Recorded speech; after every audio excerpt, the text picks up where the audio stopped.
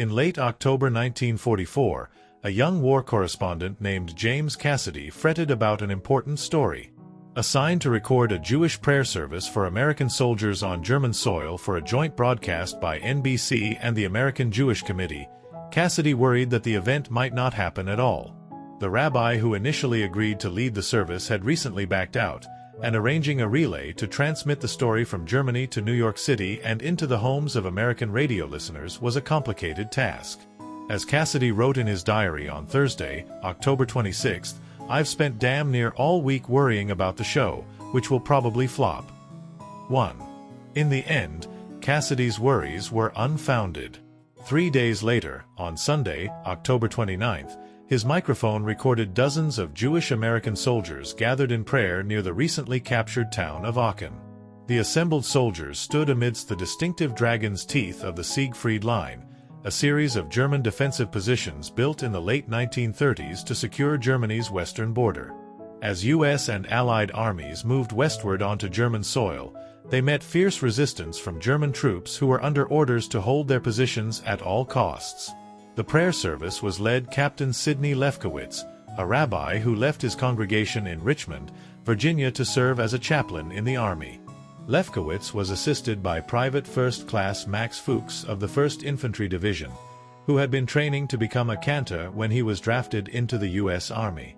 Together, Lefkowitz, Fuchs, and the assembled soldiers sang two hymns, Ein Kelahinu and Yigdal, prayers that were routinely sung near the end of weekly services in Reform, Conservative, and Orthodox congregations.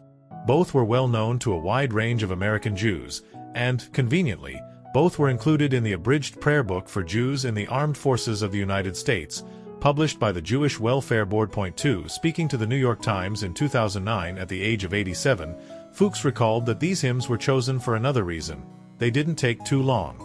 3. With the front line close by and the war far from over, the soldiers returned to duty as soon as the service ended. Rabbi Lefkowitz did more than recite scripture and sing hymns with his fellow soldiers. He also spoke about the larger importance of the service and this moment in the Allied fight to defeat Nazi Germany.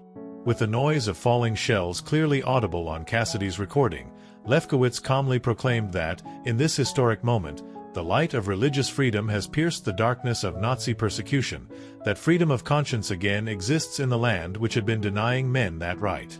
That an eternal truth has lived through and will outlive the fanatical power which fought to destroy Ithad been training to become a cantor when he was drafted into the U.S. Army. Together, Lefkowitz, Fuchs, and the assembled soldiers sang two hymns, Ein Kelahinu and Yigdal, prayers that were routinely sung near the end of weekly services in Reform, Conservative, and Orthodox congregations.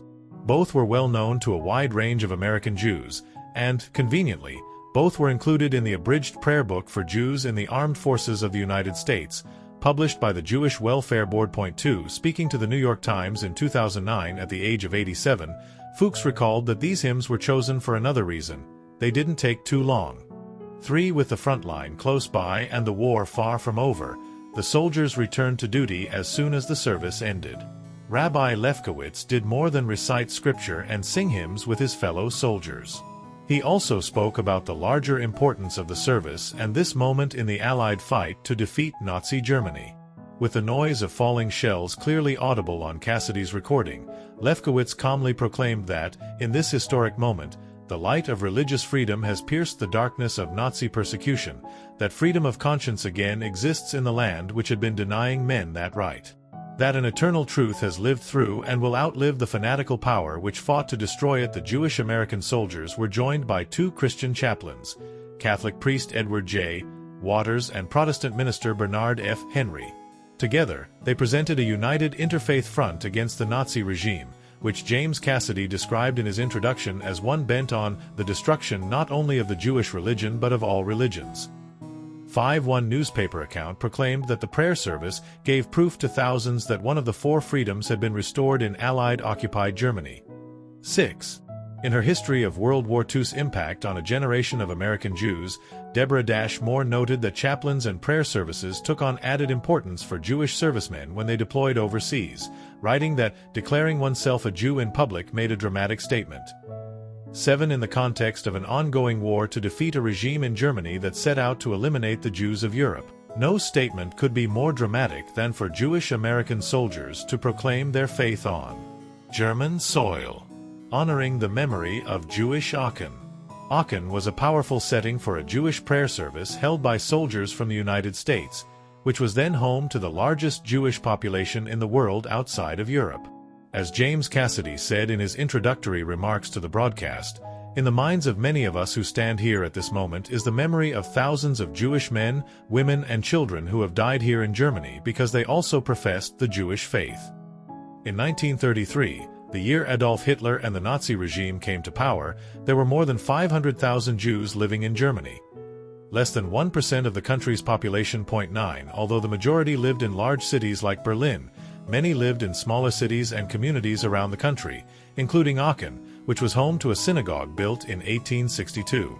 In his History of German Jews from the 18th century to the rise of the Nazi regime, the Israeli journalist Amos Elon wrote that, despite their small numbers, Jews loomed ominously larger than their number, a presumed threat to national integrity, identity, culture, health, and the general well-being. 10 In 1935, 2 years after coming to power, Hitler and his government approved a series of laws known as the Nuremberg Laws that forbade marriage and sexual relations between Jews and non-Jews, and stripped basic citizenship rights from Germany's Jewish population. 3 years later, in November 1938, the Nazi regime escalated its campaign against Jews in German-controlled territory by launching a pogrom known as Kristallnacht.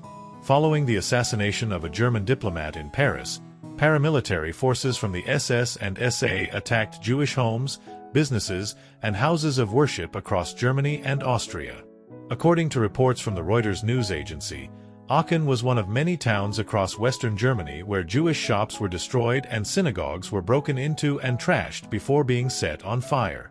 Observers recognized the significance of Aachen as the setting for the October 29th prayer service immediately.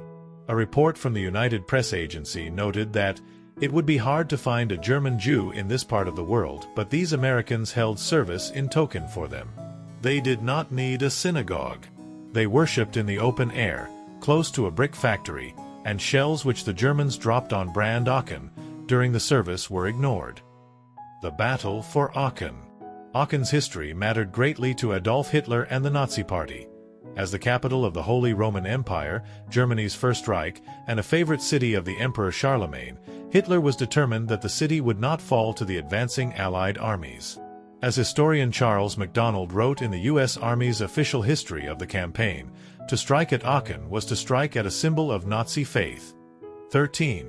By the fall of 1944, Allied bombing had already devastated the city, and most of Aachen's civilian population had fled, leaving only a German garrison in well-defended positions.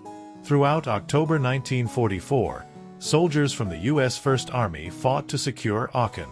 Under orders from Hitler to hold the city at all costs, German defenders inflicted heavy casualties on the attacking American forces in close-quarter urban combat.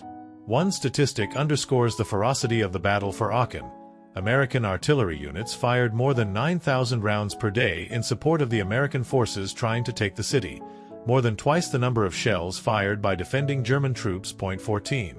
Although Aachen was declared secure on October 21st, the front line was still very close to the site of the October 29th prayer service.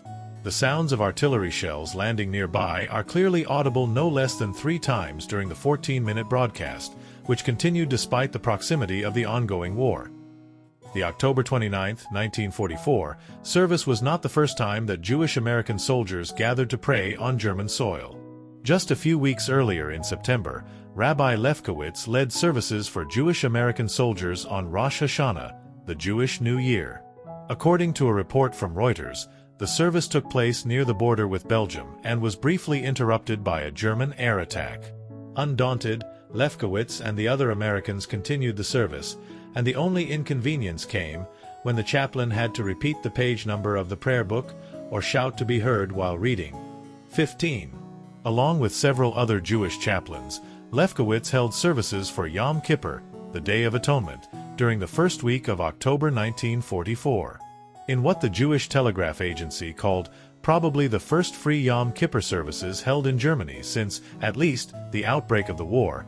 Lefkowitz addressed Jewish servicemen from around the United States. Given their proximity to the front lines and ongoing combat, they did not fast. As was called for under normal circumstances, the October 29th service was also not the last ceremony conducted by Jewish American soldiers on the Siegfried Line. On November 5th, less than a week after Rabbi Lefkowitz's service, another Jewish chaplain, Captain Robert S. Marcus of the 9th Tactical Air Force, held a similar service in a similar location.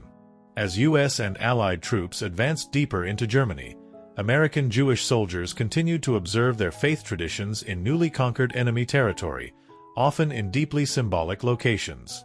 In early April 1945, approximately a month before the end of World War II in Europe, Jewish servicemen from the 42nd Infantry Division held Passover services in the city of Daun, on Adolf Hitler Strasse. Rabbi Eli A. Bonin, a chaplain in the 42nd Division from Buffalo, New York, led the service. Also present was the division commander, Major General Harry Collins, who told his Jewish soldiers, "You have shown by your deeds what the American soldier can do when he fights for a cause in which he believes."